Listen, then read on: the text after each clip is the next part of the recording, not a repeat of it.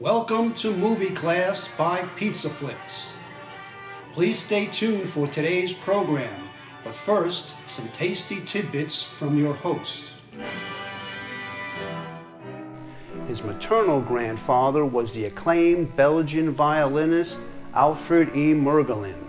At the outbreak of World War I, he migrated to the U.S. to become concertmaster and first violinist for the New York Philharmonic and later the Los Angeles Philharmonic. His other grandfather, born Samuel Faden, was a child soprano until his voice cracked, a horse jockey, a millionaire music publisher until the stock market crashed, and a business manager of Al Jolson. Both men died months apart in 1941, never to meet their multi-talented grandson, Johnny Crawford. He was born March 24, 1946, to Robert and Elizabeth Crawford. The family name had been changed from Faden by Granddad Samuel shortly after World War I. His father was a film editor and his mother a former piano prodigy. In 1955, Disney introduced the Mickey Mouse Club, a weekly series on ABC TV. 24 kids were cast as Mouseketeers. Johnny aced his audition after breaking into a Johnny Ray tune. After season 1, the Mouseketeers were reduced to 12 and Johnny didn't make the cut. He was devastated and told his manager he would have worked for free, which is when his agent informed him he was. Johnny didn't have much time to sulk. This was the golden age of television with no shortage of work for experienced TV actors. During the next 2 years, he appeared on over 45 shows, including The Sheriff of Cochise, The Lone Ranger, and The Loretta Young Show. 1957 marked Johnny's big screen debut, starring in The Courage of Black Beauty. He also filmed The Space Children, the final sci-fi movie directed by Jack Arnold. And then, in March 1958, there was The Sharpshooter, Season 2, Episode 21 of Dick Powell's Zane Grey Theater. It starred Chuck Connors as Lucas McCain, a lightning-fast marksman doing his best to raise his son in the Wild West of the 1880s. The episode, written by Sam Peckinpah, received such a popular response it was spun off into its own series and debuted that September as The Rifleman. The show was an immediate hit. Season 1 landed at number 4 in the Nelson ratings. It was a dream role for Johnny. What boy wouldn't love to get paid dressing up as a cowboy? But he took the work very seriously and it paid off. On Emmy Awards night 1959, Johnny was nominated as Best Supporting Actor. But it was also a night for the Guinness Book of Records and the Crawford family. His older brother Bobby was nominated for his leading role on an episode of Playhouse 90, and their father for editing the comedy series The Bob Cummings Show. None took home the prize, but it was the first and only time 3 immediate family members were nominated in one Emmy Awards season. Bob Keane, founder and president of Delphi Records, best known for his protege Richie Valens, had little interest in the Rifleman or Johnny Crawford. But when Keane learned its 14-year-old co-star was receiving more fan mail than star Chuck Connors, he quickly changed his tune. Faster than you could say La Bamba, the automaker had signed his next star to a recording contract. It took a bit of experimenting, but they soon found their groove, and Johnny became the most successful artist in the history of Delphi Records. On April 8, 1963, after 5 seasons and 168 episodes, the sun set on the McCains and the Riflemen. Johnny released his last chart single the second week of 1964. The following week, 4 mop tops from Liverpool entered the U.S. charts for the first time, and music was never the same. With his TV series and record contract over, Johnny finished high school, and then he did what we all should do. He followed his dream. Johnny joined the rodeo and toured the Southwest as a professional bronco rider. When Vietnam happened, the U.S. Army came calling. In late '65, Johnny was assigned to the Army Pictorial Center in New York City to work on the production of training films. Upon his release from military service at the end of '67, the Delphi alumni attempted to resume his recording career. By this time, Bob Keane had closed shop following the mysterious death of his key recording star. Johnny wound up cutting sides for Sidewalk Records, but lightning didn't strike twice. Neither single managed to dent the Billboard charts. And then in 1970, there was the role he was born to play, even if it was just a short one. The Resurrection of Bronco Billy is the story of a young man who lives in a present-day big city but dreams of being a cowboy in the Old West. The winner is The Resurrection of Bronco Billy, John Longnecker. Johnny continued to act occasionally in film and TV, but never regained his former fame or landed a recurring role on a series. During the 90s, he formed the Johnny Crawford Dance Orchestra, recording and performing music from Granddad Samuel's songbook. Also around this time, he rekindled a romance with his high school sweetheart, Charlotte Samko, and the lovers were married on Valentine's Day 1995. In 2019, Johnny was diagnosed with Alzheimer's. In 2020, he contracted COVID and pneumonia. Sadly, on April 29, 2021, at age 75, he left us for cowboy heaven. Johnny Crawford, gone but never forgotten. And now for today's feature presentation. Originally broadcast May 29, 1956. Our movie class star of the day plays Billy Brandon, a young boy living with his widowed father, a professional gambler who won't be winning Parent of the Year anytime soon. Thanks to a vindictive newspaper publisher, the Brandons become victim of a nasty smear campaign.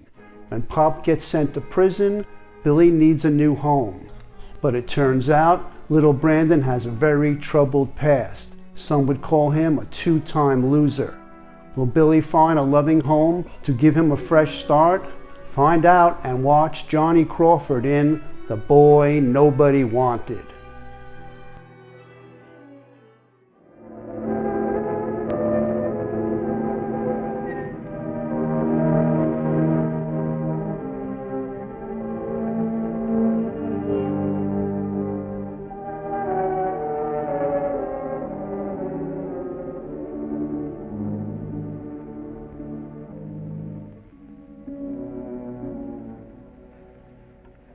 Hold all my calls for about half an hour, please.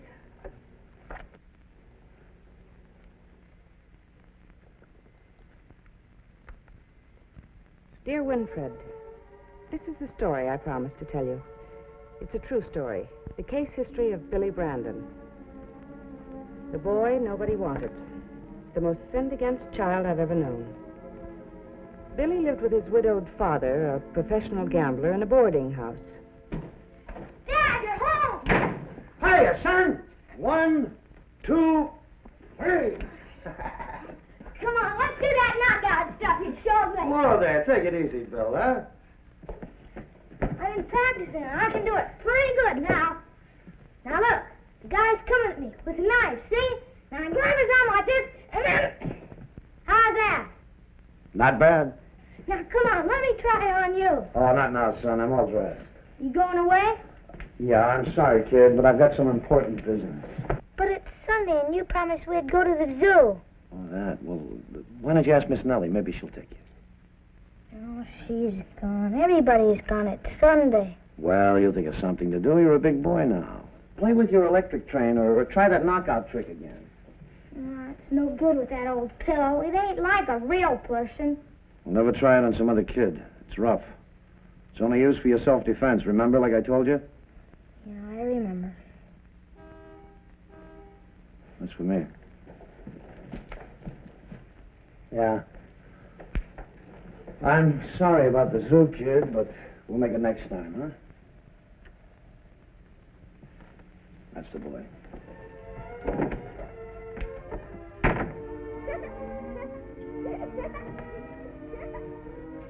Here we go, now watch.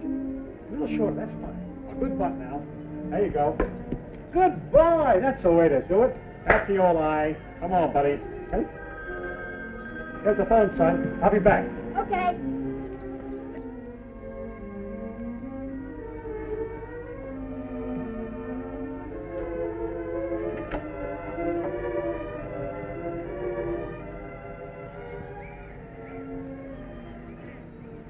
Hi. Can I come over and play? No. Why? Your daddy's a gambler. My dad says so. What's a gambler? I don't know, but my dad does. He knows everything. We own a newspaper. We go to the baseball games free. Gee, and sit in a box. Golly. My dad was an athlete. I bet. He was, and he knows how to box and wrestle. And he's teaching me how to do knockout trips. What's that? Oh, that's a way to fight. A way that nobody can beat you. I bet. It is. I can do it pretty good now. Show me. I can't. Why not? Because I might hurt you. It's only for defending yourself, my dad says. I bet you can't even do it. I bet I can. Then show me. No. I bet you're scared. I am not. I bet.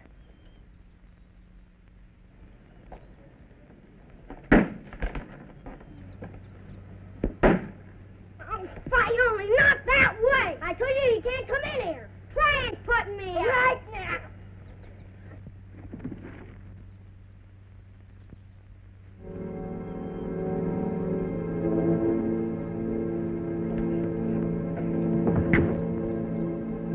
Told you I could do it! I had to! Get up! Get up!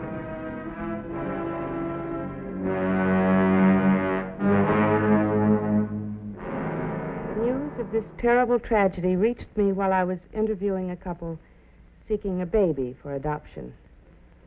What is your name, please? Wheelock. Herbert Wheelock. And I'm Martha. Where do you live, Mrs. Wheelock? Little Rock. That's about 30 miles from here. Rural Route 10. It's a farm. It's a nice one. We have horses and a couple of cows. Jerseys?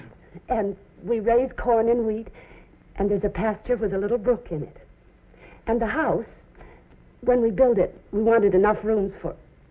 Well, we thought surely there'd be a big family. That's what we both wanted. But we know better now. We can never have a child of our own. No, Martha. How old are you, Mrs. Wheelock? I'm strong. I get up every morning at 4 and milk the cows, and I help Mr. Wheelock with the haying. She's 46, Mrs. Sherman. I wish I could help you, but I can't. No court would award you a baby for adoption. Our laws draw the line at 40. But what about the mothers who have their own babies after they're 40? It's only the law that draws the line, not God. Excuse me. Yes. Put him on. Hello, Judge. The son of the editor? Oh, no.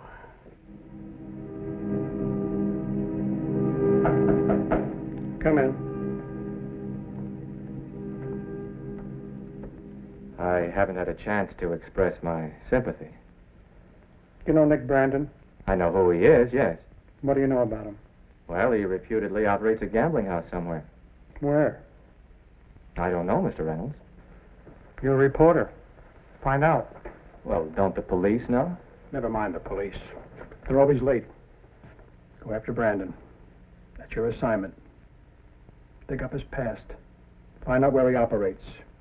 Go over his whole miserable life. Bradley, I want that man's hide. You understand? Yes, Mr. Reynolds. It's not only me, Bradley. There's nothing he can do to me anymore. But there are others. It was Nick Brandon who was responsible for this. You understand that, don't you? And they can find no law that'd make him pay for it. You, Bradley, you're going to dig up a couple of paragraphs for them. Yes, Mr. Reynolds. Mr. Bradley was a good reporter. He started digging. He questioned the people at the boarding house where Nick Brandon lived. He looked into police files. He consulted the back issues of newspapers. And he found something. It's about the little boy. 5 years ago, he was playing with matches and ignited the dress of a little girl. She was horribly burned and died.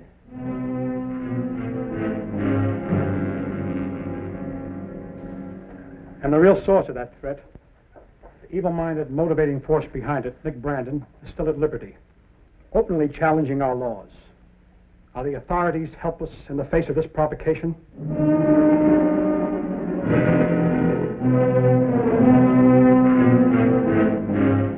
Billy Brandon, did you say? I'm sorry, Mrs. Sherman, but after all, a boy who killed... Those were accidents, Mrs. Harris. According to our psychiatrist, Billy's a normal boy with a higher-than-average intelligence. I'm awfully sorry, but I have a small child of my own, and I just couldn't let... You can understand. Yes, of course, Mrs. Harris. I understand.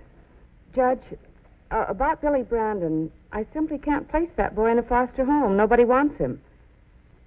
I'm afraid we'll have to keep him here indefinitely. I'll make up my report. Goodbye.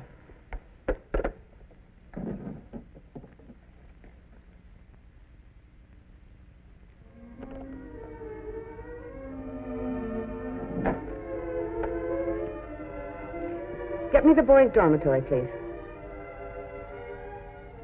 Mrs. Sheldon? This is Mrs. Sherman. Would you bring Billy Brandon over to me, please? Make him put on his best suit. Yes, I hope to goodness I've found a home for him.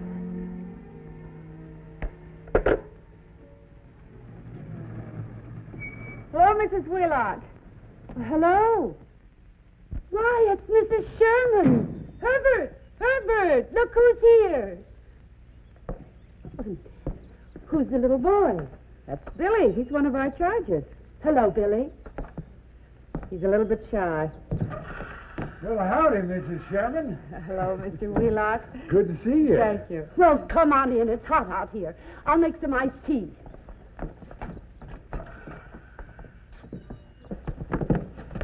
That smell. I've got some bread baking in the oven. Would you like some real fresh bread, son? Oh, now, Herbert, to sick people and children, you don't offer food. You just feed them. I'll be back in a minute. Oh, thank you, Mrs. Wheelock, but I'm afraid I can't stay for dinner. I'm really on my way to Greenvale. I have an appointment with the minister there. It was such a nice day, I thought I'd bring Billy along for the ride, and then we saw your name on the mailbox. I thought maybe he'd enjoy staying with you while I kept my appointment. We'd love to have him. Herbert, why don't you show Billy what we have in the barn? All right.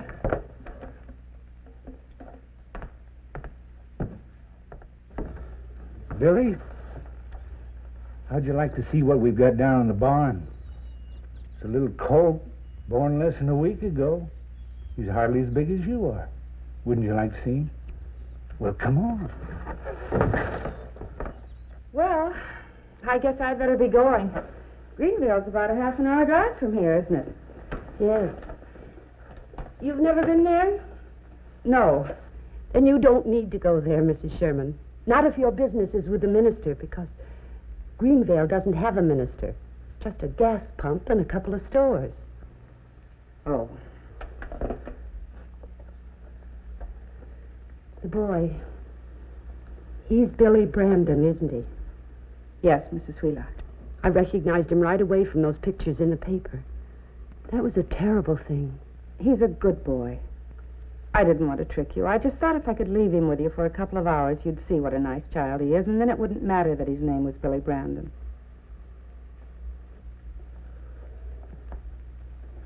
I'm sorry for trying to smuggle him into your hearts. I understand, Mrs. Sherman. But it's the only thing I could think of to do. He's the boy nobody wants, but nobody, and I'm sure he knows it. We have to keep him with other children, older boys with criminal records. I'm afraid they've talked. You've seen how frightened he is. Yes, Mrs. Sherman. I didn't want him to go on thinking that the whole world is his enemy. Now, wasn't that fun? It was all black and with him, and his mother was licking him all over. Billy thought she was trying to bite him. Yeah, I thought she was trying to bite him, but she was only licking him, wasn't she? Well, sure enough. She was kissing him. Like this.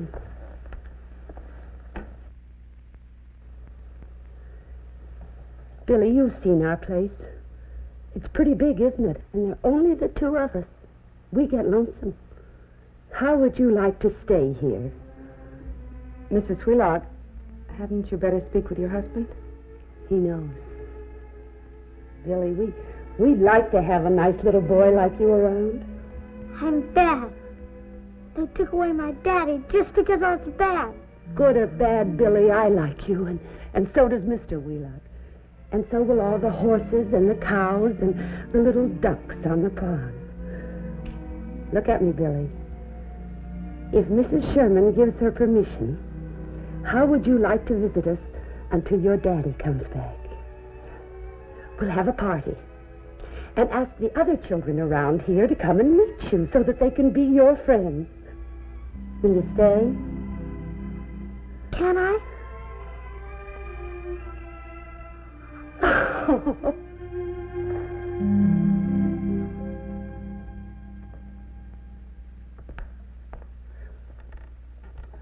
I don't understand it. Oh, sit down, Martha. They're not going to come a minute sooner with you watching. Yes, but I told everybody 3 o'clock. It's almost 4. Did you tell all the folks about Billy and... No. Like Mrs. Sherman said, if they see him first, they won't believe all that. Aren't they here yet? No, Billy. You just go on playing. I'll let you know when they get here. Okay. Here's paper. Thank you, boy. Phone. I could call him. We ought to have a phone now that Billy's with us. Kids get sick and... What's the matter, Herbert? There ain't going to be any party today, Martha. What? Read this. Billy Brandon, 2-time killer, son of a convicted criminal, is at large again.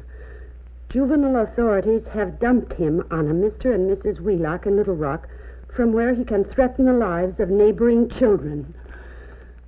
Is it too much to demand that this menace be removed from our community?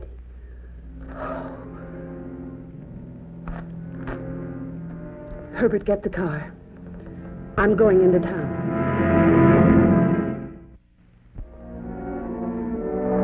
Mr. Reynolds? Yes? I'm sorry to barge in like this, but there's nobody outside. That's all right. But it's really after my office hours. It won't take long. I'm a subscriber to your newspaper. Please, sit down. Thank you.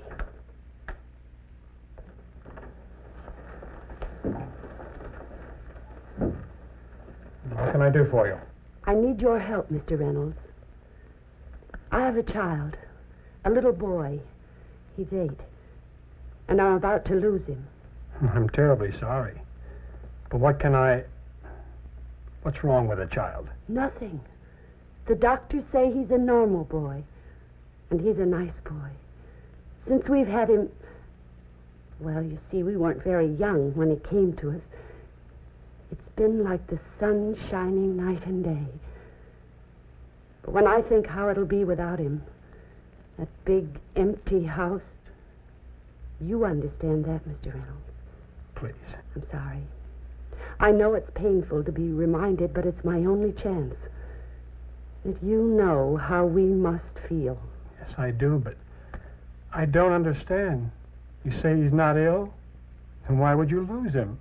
They're trying to take him away from me. Who, for heaven's sake? You, Mr. Reynolds. I'm Martha Wheelock, Billy Brandon's foster mother.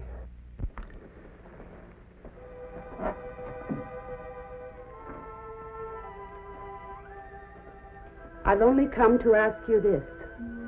Suppose it had turned out the other way round, as it might have, and the papers were calling Tommy Reynolds a murderer.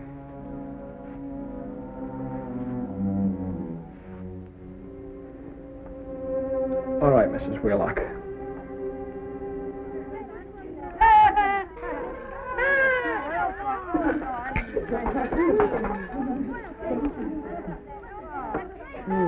Oh, this is the first birthday party he's ever had. He seems to be having a wonderful time. Oh, he is. And all the children like him. So he's been accepted. Mm-hmm. How did you do it, Martha? Well, my friends wouldn't bring their children to see him, so I took Billy to see them. I figured they wouldn't shut their doors in my face, and they didn't. So I forced them to watch Billy and me together. I loved him in front of them. That's what I did with Mr. Reynolds, and he promised never to print Billy's name again. I hope he doesn't start picking on Nick Brandon again.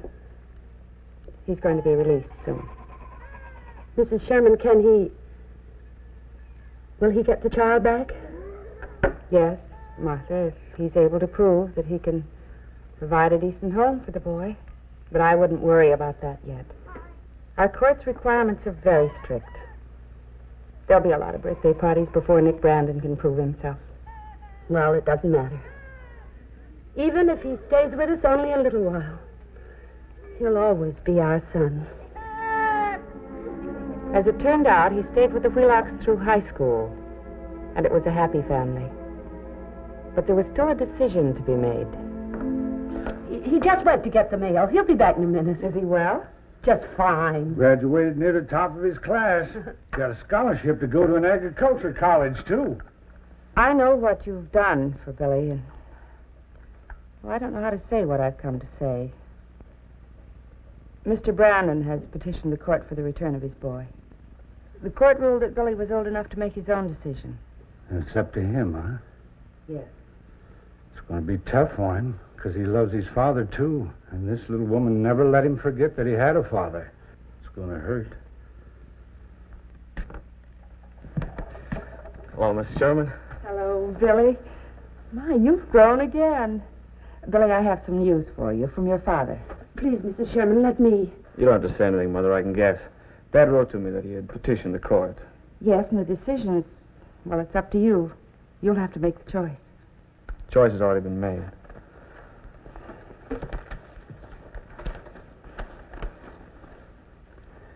From the President of the United States, greetings. So the decision was postponed while Billy went off to fight a war. It was not long after that Mr. Reynolds broke his promise about not printing Billy Brandon's name. When he returned from the war, Billy came to see me. He was with his father. One look at the beaming men, and I had the sinking feeling that Martha Wheelock was about to lose her son. Why, Billy Brandon, what a pleasant surprise. I just flew in. Dad picked me up at the airport. You remember Dad. Yes, of course. How are you? Couldn't be better, Mrs. Sherman. Billy's back, honorably discharged. Did you know he was shot down twice? Look at all those medals. Oh, come on, Dad. Lots of guys got them. Sure, but they're not my son. He won't let me be proud of him. Everybody's proud of you, Billy. I saw your foster parents a couple of days ago. How are they? Oh, they're fine, just Good. fine. When are you going to see them? Well, right away. I just stopped by to say hello and, well, to thank you for everything. Don't thank me. Go to Little Rock. Okay, come on, Dad. Let's go. Wait, I have something to say, and I want Mrs. Sherman to hear it, too. I'm a settled man now. I have a good wife. I own 2 restaurants in town. The only thing that goes on in the back rooms, Mrs. Sherman, is dishwashing. Yes, I know. The first time in my life, since your mother passed away, I can offer you a home. I want you to become my partner. If it's all right with the law. Well, that's up to Billy. He's a full-fledged citizen now. What do you say, Billy? Well, I think I'd be a fool not to jump at your offer, Dad.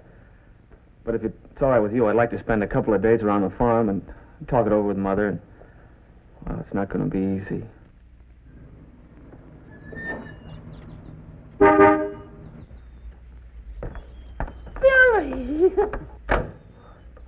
Oh, Billy! Oh, good to see you, You son. turned into a man. Mom, Dad, I'd like you to meet my father, Mr. Brandon. Hello. How do you do? Won't you come in and join us, Mr. Brandon? Thank you. So the family's all together again. Haven't you got any luggage, son? Oh, sure. I left my duffel bag in the car. I'll get it. No, Herbert. Billy's not staying. Mrs. Sherman just called me. She wanted to make it easier on you, Billy. She told me everything. I don't see what the fuss is all about. Of course you're going. Well, Mother, it's not going away. You know that. I live in town, not far from here, and I'll visit you every week. Oh, sure, Billy, sure. But why don't we all sit down? I'll make you some iced tea. Remember, Billy, like the first day you came here? Only I hope you don't want any fresh bread and jam, because I'm all out of jam. No, Mother. As a matter of fact, what I'd really like is a glass of fresh, foamy, sweet milk. I'm sorry, but I don't have any milk just now. I'll fix you the tea. It'll just take a minute to get the water boiling. Okay, Mother. I'll be right back.